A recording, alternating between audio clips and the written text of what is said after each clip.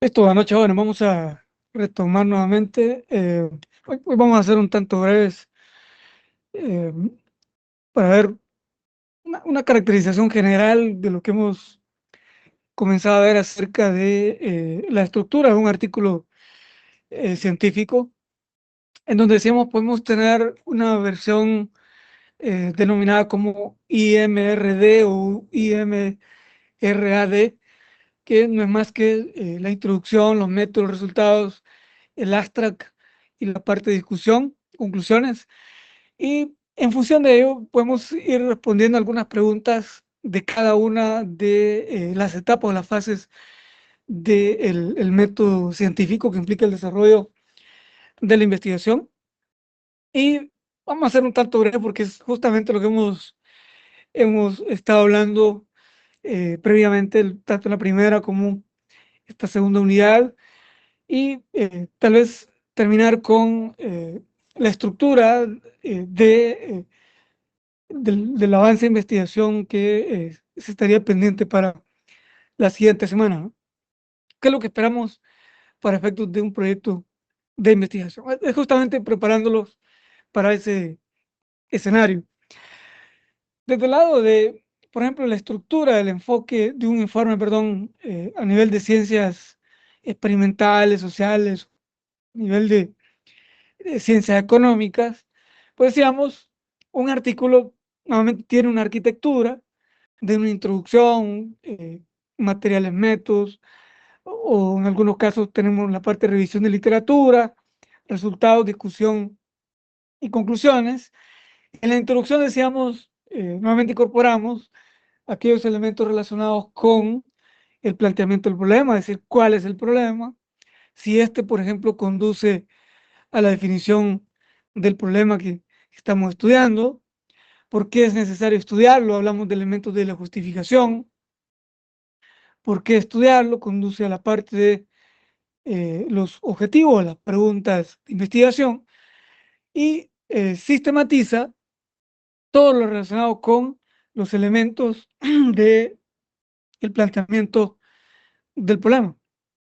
Luego tenemos lo relacionado con el enfoque metodológico, la metodología o llámese materiales, métodos, es decir, qué hemos hecho, con qué tipo de enfoque, con qué tipo de diseño, eh, con cuál alcance de investigación hemos abordado el trabajo, qué hemos obtenido y tratado los datos, con qué métodos y técnicas. Hablamos de técnicas de recolección de datos, qué tipo de instrumentos se han utilizado, qué tipo de técnicas de análisis de datos también se han eh, utilizado para efectos de la investigación. Y luego ya la parte de resultado es justamente plantear todo lo que tiene que ver con las salidas de las estimaciones estadísticas, la interpretación de esa evidencia o esa data y respondiendo un tanto qué hemos encontrado en función de cada una de las variables, los indicadores y que lo podemos representar en términos, perdón, lo podemos identificar en términos de tablas y figuras. Y por último, todo aquello relacionado con la parte de discusión, conclusiones, qué significa, por ejemplo, los hallazgos que hemos identificado, qué limitaciones nos hemos enfrentado del lado de la recolección de los datos, desde el punto de vista del análisis o el alcance que nosotros pretendíamos, pero con ciertas limitaciones de tiempo, presupuesto o disponibilidad de información, pues limitó el desarrollo de un estudio un tanto más allá de lo que pretendíamos, ¿no? También comparar nuestros hallazgos con criterios externos, es decir, de otros estudios, para ver si estamos en la misma línea o si encontramos desviaciones o brechas, sugerir líneas futuras susceptibles de investigación. Nuevamente, en la parte de las conclusiones o discusiones, siempre es importante prestar atención cuando uno lee un artículo, cuáles son esas líneas futuras de investigación, cuáles son esas limitaciones que está planteando el investigador, y de ahí nos podemos enganchar para efecto de, el desarrollo de la investigación, ¿no? De manera un tanto puntual, decíamos, la introducción, pues, no es más que una descripción del tema del estudio, la importancia, tanto elementos de literatura, si en el caso no tenemos un componente de marco teórico o literatura de manera específica, entonces aprovechamos la introducción, incluir ese tipo de elementos, ¿no? También como por ejemplo la pregunta de investigación, los objetivos, apuntar acerca de la estructura también de el artículo, el documento que estemos realizando, ¿no? Y en este caso, podríamos responder algunas preguntas más puntuales: ¿cuál es el problema? ¿Cuáles son las razones del desarrollo del estudio? ¿Cuál es la pregunta de investigación o las preguntas? O del lado de los objetivos, ¿cuáles son los objetivos específicos, objetivos generales? En algunos casos también se puede incluir la hipótesis de investigación, menciona alguna audiencia, receptores de potenciales aportes que vislumbra el estudio. También podría incluirse esos elementos. Y cuando hablamos de revisión de literatura, pues nos enfocamos en al menos 4 elementos puntualmente: cuáles son los conceptos, las definiciones de las variables, cuál es el estado del arte del tema, cuáles son la teoría o teorías que explican el problema o fenómeno, el sustento de las hipótesis o proposiciones que estamos planteando, formulando en la investigación, ¿no? Y para ello deberíamos responder algunas preguntas, es decir, ¿qué significa cada variable? ¿Cuál es su definición conceptual? También en su lugar, también podríamos decir cuál es la definición operacional del lado de cómo medimos esa variable, qué respuestas han encontrado de estudios previos, es decir, de los antecedentes de la investigación en los cuales hemos identificado, qué planteamientos teóricos, es decir, qué teorías, perspectivas podemos encontrar, y lo que hacemos es citarlas, demostrarlas, y como podemos encontrar una o más perspectivas o teorías teóricas, pero podemos decir para efectos de nuestra investigación o de esta investigación, se fundamenta o se fundamentará en esta o esta teoría, ¿no? O en esta perspectiva teórica. Y otro elemento es qué estudios previos ha identificado que le podrían permitir fundamentar las hipótesis que se han formulado para efectos de la investigación, ¿no? Y de lado de la metodología, pues explicar de manera detallada cada uno de los elementos que implica desde un alcance, desde un diseño de investigación, por ejemplo, cuál es si es un enfoque cuantitativo cualitativo, si es un diseño experimental, no experimental, o si es de tipo longitudinal, si es desde el punto de vista transversal, o si estamos hablando de datos de tendencia o datos de panel o grupos de cohorte, y entre otros que podríamos tener, ¿no? Así como elementos de diseño muestral, si hablamos de un diseño muestral probabilístico, no probabilístico, o si es, por ejemplo, en cuanto a una recolección de datos con datos primarios o datos a nivel secundario, qué tipo de técnicas de análisis de datos vamos a utilizar, si nos vamos a hacer limpieza de datos, con qué programas, al mismo tiempo que qué tipo de estadística, como si va a ser una estadística descriptiva, si va a ser una estadística inferencial, y si es inferencial, qué tipo de modelo vamos a realizar, cuáles son los supuestos de los modelos, cuáles son el comportamiento de los parámetros que vamos a tomar en consideración. Entonces, es bastante completo los elementos metodológicos en los cuales explicamos las herramientas, las técnicas en las que estamos fundamentando la investigación, ¿no? Y luego lo que seamos con relación a los resultados, la discusión, un poco responder a las preguntas de investigación, cumplir con los objetivos y contrastar las hipótesis de investigación en manera de interpretación, opiniones, ya sea en términos de representación a nivel de tablas, figuras, cuadros o análisis un tanto estadístico, cuantitativo, cualitativo o mixto.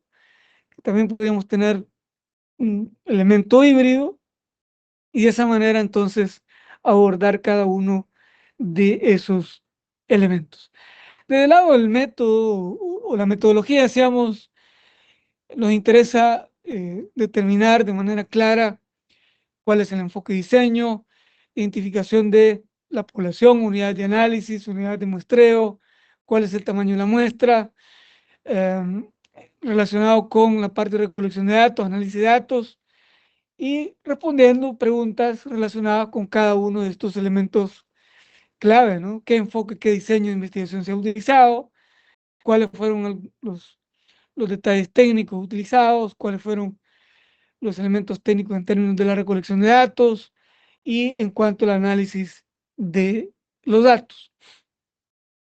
Y a nivel de resultados, el formato de resumen de los datos, los hallazgos, lectura de las tablas, las gráficas, cuáles son los principales estadísticos, parámetros de cada una de las variables, los indicadores, e interpretar esos datos, qué hallazgos se han obtenido en referencia a cada una de las hipótesis de investigación, ¿no? Si rechazamos o no las hipótesis de investigación que habíamos planteado previamente. Y en términos de conclusión es dónde lo ha llevado la investigación, qué soluciones podría plantear acerca del estudio que se ha realizado en términos de beneficios o nuevas metodologías en términos de contribuciones o se plantean nuevas preguntas, nuevos elementos teóricos derivados de dichos resultados. O, por ejemplo, hay un aporte a la discusión acerca de investigaciones previas en cuanto a algunas brechas existentes, se mejoró o no esos resultados. Pues todos esos elementos es importante recogerlos desde el punto de vista de una conclusión y normalmente las conclusiones responden a las preguntas de investigación. Normalmente por cada objetivo o por cada pregunta de investigación deberíamos tener una conclusión. Si tengo 3 preguntas de investigación, debería tener al menos 3 conclusiones o de igual manera, si tengo 3 objetivos, debería tener 3 conclusiones. ¿Por qué 3 objetivos o 3 preguntas? Decimos que los objetivos están directamente relacionados con las preguntas. Decíamos, cada pregunta se convierte en un objetivo, ¿no? Entonces, debería tener una conclusión por cada una de las preguntas de investigación. Y luego también lo que decíamos, cuáles son las limitaciones, cuáles son las líneas futuras de la investigación para que nuevos investigadores tomen como base dichas limitaciones y líneas futuras en las cuales podrían profundizar más la temática de estudio, ¿no? De manera formal, en las conclusiones, nuevamente se busca responder en cuanto si hemos cumplido con los objetivos de la investigación, en forma resumida, por ejemplo, cuáles fueron los principales hallazgos encontrados en el estudio, qué hipótesis se confirmaron y cuáles no, porque no todas las hipótesis se pueden confirmar, algunas justamente las rechazamos, otras no las rechazamos. ¿Qué relación guardan los hallazgos del estudio con investigaciones previas? Si hay coherencia con resultados de otras investigaciones o si nuestros hallazgos están muy alejados, están sobreestimando, están subestimando resultados de otras investigaciones. Y desde el lado también de las implicaciones prácticas de los resultados obtenidos, cuáles son las limitaciones que se han presentado durante el desarrollo del estudio, que puede ser, decíamos, limitaciones en términos de datos, a nivel de presupuesto, de tiempo, de variables o de uso de algún programa estadístico y, y entre otras que son parte del mismo proceso de la investigación. Y si se sugieren, por ejemplo, eh, algunas líneas o, en este caso, desde el lado de la limitación o cuestiones no respondidas por el estudio que se ha llevado a cabo, ¿no? Y por último, un artículo siempre tiene que contener las referencias bibliográficas, que en este caso, decíamos, cuando estamos hablando del marco teórico, es reflejar todas la bibliografía que hemos utilizado, que hemos usado dentro del documento y hacemos una referencia por cada artículo, por cada documento que hemos utilizado. Y eso implica que a lo largo del documento podría tener más de una cita, ¿no? Es decir, lo puedo citar en el planteamiento del problema, en el marco teórico, lo puedo citar en la metodología o en los resultados, no hay ningún problema.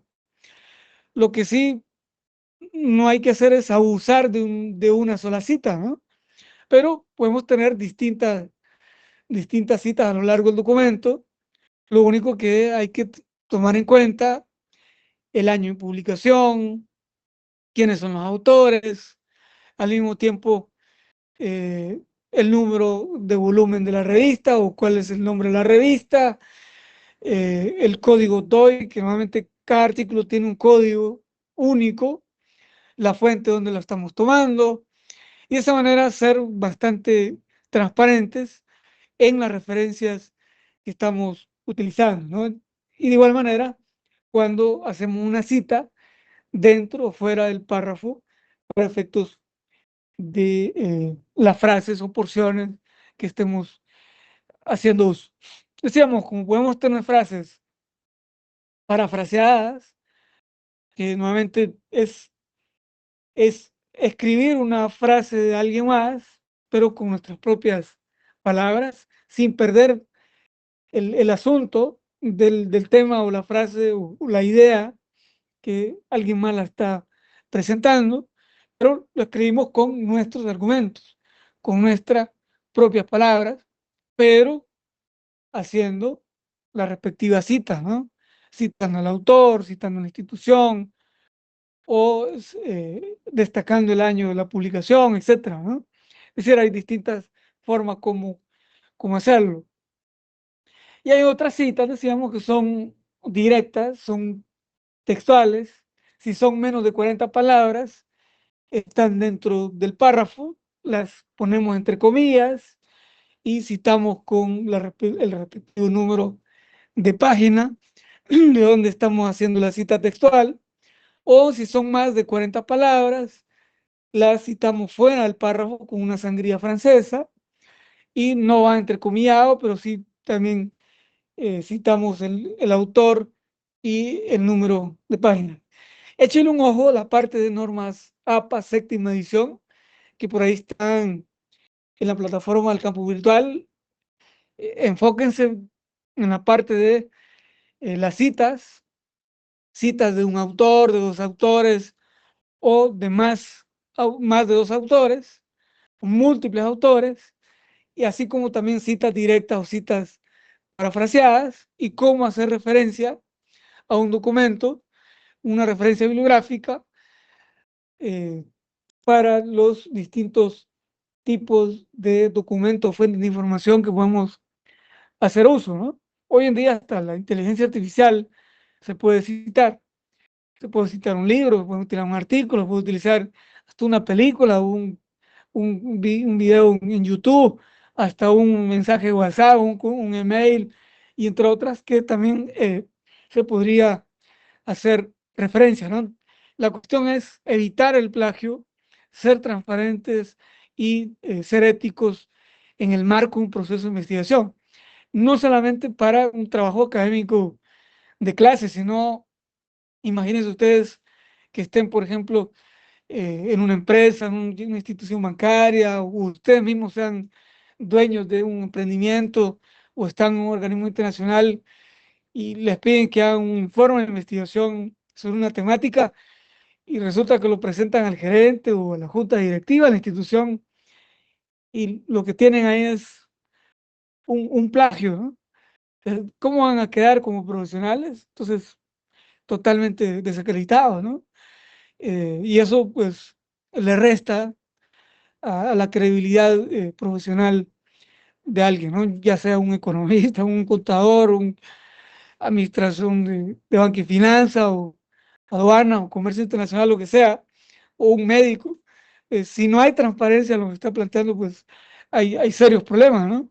De hecho, en Europa, por ejemplo, han habido casos puntuales en los cuales se les ha quitado el título de maestría o doctorado o han tenido un puesto público a nivel de ministros y resulta que como hoy en día se conoce la mayor parte de la vida pública de los funcionarios, pues se detectó que las universidades plagiaron las tesis y por lo tanto pues fueron despedidos y al mismo tiempo fueron objeto de algunas audiencias en términos judiciales, ¿no?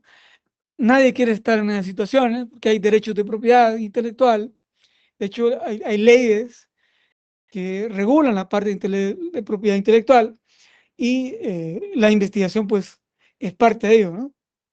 Entonces, hay que evitarlo. Por ejemplo, yo trabajo también en un organismo internacional y por ahí se contrató una firma consultora para que hiciera un estudio a nivel de la región centroamericana para un tren interoceánico, es decir, que incluyera toda la región centroamericana. Y resulta que la firma consultora lo que hizo fue plagiar estudios de España, a nivel, por ejemplo, de otros países. Y cuando nosotros le pasamos el programa de Turnitin, creo, en su momento, porque estábamos haciendo un proceso de una investigación en marco de una auditoría forense, pues resulta que la mayoría de los productos de la consultoría tenían un alto nivel de similitud.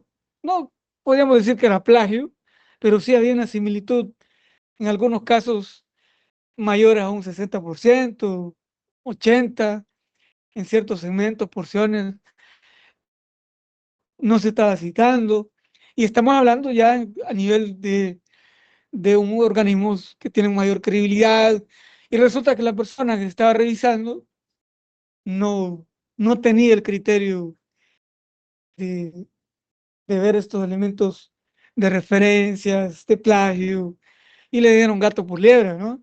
Y cuando ya vamos a ver los productos entregados finales, pues resulta que había problemas. Y eso evitó sanciones en términos de pago, ponerlo en una lista de proveedores que no tienen que ser contratados. Entonces, nos lleva a un problema más grande, donde a veces como estudiantes no valoramos este tipo de elementos y vamos con esas malas praxis al campo profesional, ¿no? O tal vez no han pasado por un proceso de investigación un tanto formal y nunca les han indicado elementos como estos. Entonces, es un tanto para que ustedes vayan adquiriendo de manera actitudinal algunas competencias, algunas habilidades, de no solo verlo como un curso más, sino algo que nos va a servir para a futuro, ¿no? Y con base a la experiencia uno tiende a tener algunos elementos de aprendizaje bastante buenos. Ese es un tanto del lado de los elementos de la arquitectura de un proceso de investigación. Hay otros elementos como, por ejemplo, materiales adicionales. Algunas veces lo conocemos como anexos, apéndices. En algunos casos hay parte georreferencial, mapas, que también podríamos hacer uso, pero no abusar tampoco de la parte adicional. Hoy en día, por ejemplo, cuando se publica en revistas un tanto más prestigiosas a nivel internacional, como las que están en Scopus o revistas indexadas, pues hoy están pidiendo los códigos en los cuales se hizo la programación para hacer las estimaciones estadísticas. Por ejemplo, si ustedes realizaron una estimación de un modelo de regresión lineal, un modelo de datos de panel u otro tipo de estimaciones estadísticas, lo que piden es, por ejemplo, que estén afiliados a un GitHub o decir una plataforma de código abierto en donde uno coloca todas las programaciones de código de R, que de SPSS, de que Stata, de que MATLAB u otros programas estadísticos que hoy en día se utilizan a nivel de las ciencias sociales, y al mismo tiempo se adjunta la base de datos, el libro de códigos de las variables o indicadores y toda la parte de la limpieza, procesamiento de datos, y de esa manera para que otros autores u otros investigadores puedan replicar dichos artículos de investigación. Esa es una práctica bastante buena hoy en día a nivel de las revistas. De hecho, algunas instituciones también ya están entrando en ese ritmo, ¿no? En la cual, por ejemplo, si el Banco Mundial sube una evaluación de un proyecto, de un programa o una investigación tipo económica, eh, a la par del documento también pone los códigos para que alguien más, ya sea sociedad civil, gobierno, académicos, puedan replicar ese documento y lo puedan contextualizar a otros países, ¿no?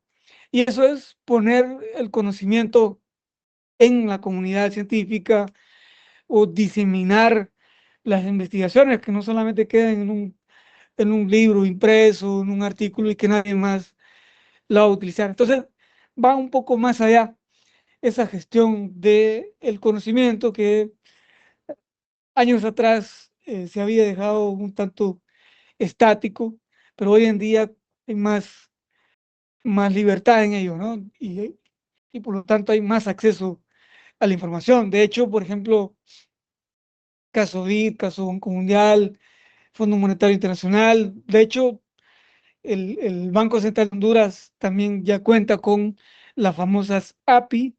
Las API son, por ejemplo, acceso directo a los repositorios estadísticos de las instituciones y uno se pega con un programa estadístico, por ejemplo, con un R, con un Python, me puedo pegar a la API del Banco Central o a la API del Fondo Monetario o del Banco Mundial para descargar los datos de manera automatizada y no requiero tener una base de datos en Excel, ¿no? La medida que la institución va actualizando, también mi repositorio, mi código también se va actualizando. Eso es cuando trabajamos el día a día con ciertos datos o variables de algunas instituciones. Eso también lo podemos realizar y también podemos incluirlo como anexo o materiales adicionales para efectos de replicar algunos estudios. De hecho, también se acostumbra poner la parte de los apéndices de las ecuaciones matemáticas en algunos casos, cuando son investigaciones o artículos muy cuantitativos y que tienen bastante álgebra o demostraciones o especificación de variables, pues para no cargar el cuerpo del documento, lo que se hace es generar un apéndice o anexo en forma de ecuaciones, describir cada uno de los parámetros, supuestos, etcétera, ¿no? Y dejar un artículo un tanto más limpio. Eso es un tanto lo que queríamos hablar el día de hoy para tener más elementos en cuanto a ir formulando el proyecto de investigación. El lunes vamos a centrar, perdón, el martes nos vamos a centrar ya un tanto en qué elementos esperamos con el proyecto de investigación y vamos a ir reuniéndonos con cada uno de los grupos. Vamos a ir intercalando, ¿no? Vamos a avanzar un tanto con la parte teórica de la tercera unidad y también vamos a ir haciendo algunas sesiones bilaterales. Por ahí les voy a decir qué día le va a tocar cada grupo o qué grupos para ir viendo un tanto el trabajo de investigación y darles una orientación en más o menos en qué es lo que se espera. Listo, jóvenes, por aquí nos quedamos. Recuerden que por evitar de inestabilidad en la plataforma, vamos a tener el examen el próximo lunes a partir de las 7 de la noche. Listo, si no hay dudas, consultas. Buenas noches, Lee. Gracias, Liz. Solo, Buenas noches. solo quería comentarle Buenas algo. noches. En la plataforma todavía sale el examen a las 8, no a las 7. Listo, por ahí se lo voy a actualizar. Gracias. Licenciado, tenía una consulta. Adelante. Bueno, es que mi equipo se confundió y no sabe si el tema de la actividad práctica 2 es según el tema de la actividad práctica 1 o del primer avance. No le alcancé a escuchar muy bien. Que mi equipo se confundió y no sabemos si el tema para entregar la tarea el sábado de la actividad práctica 2 es según el tema de la actividad práctica 1 o según el avance, el Ah, primer ah, avance. buena pregunta. Es con relación al tema asignado del avance de investigación que ustedes presentaron, ¿no? Que es justamente Ah, el tema que vamos a estar viendo las siguientes semanas, como para el proyecto de investigación. Lo que decíamos, entonces, si a mí me asignaron el tema, por ejemplo, de la economía informal, por ejemplo, o no sé qué tema tenían ustedes, por ahí creo que hay uno, el mercado laboral, no recuerdo ahorita, ando muchos temas, pero en este caso es en función de ese tema, ustedes hacen una revisión de literatura y toman 3 artículos de investigación relacionados en función de ello, ¿no? Es justamente el ejercicio. ok, está bien, Vic, muchas gracias. Listo.